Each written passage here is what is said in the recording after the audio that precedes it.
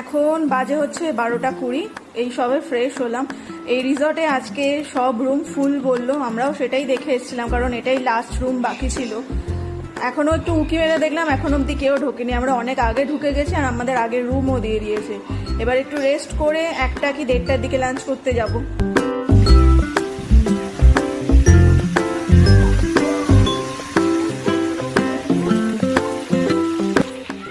এই বেরোলাম, লাঞ্চ করতে যাচ্ছি।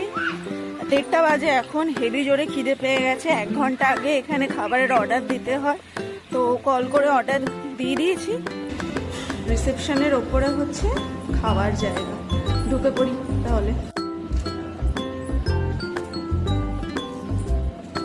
লাঞ্চে আমরা অর্ডার করেছিলাম সাদা ভাত, মসুর ডাল, আলু ভাজা আর মাটন। খাবার কিন্তু এখানে সবকটা ডিশ খুবই ভালো ছিল।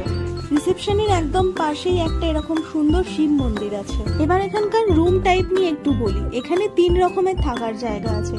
একটা যে কটেজে আমরা আছি, আরেকটা হচ্ছে আমাদের কটেজের পাশেই ডুপ্লেক্স কটেজ, যেখানে ফুল ফ্যামিলি থাকতে পারে।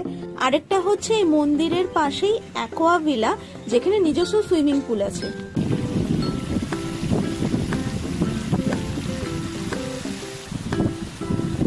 দারুণ ওয়েদার এখানে।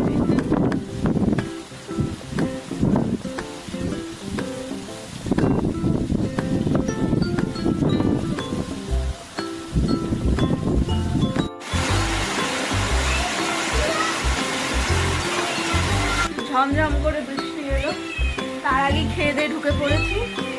আর সাথে এটাকে পেয়েছি, প্যাও প্যাও করছে, প্যাও প্যাও প্যাও করে যাচ্ছে, প্যাও।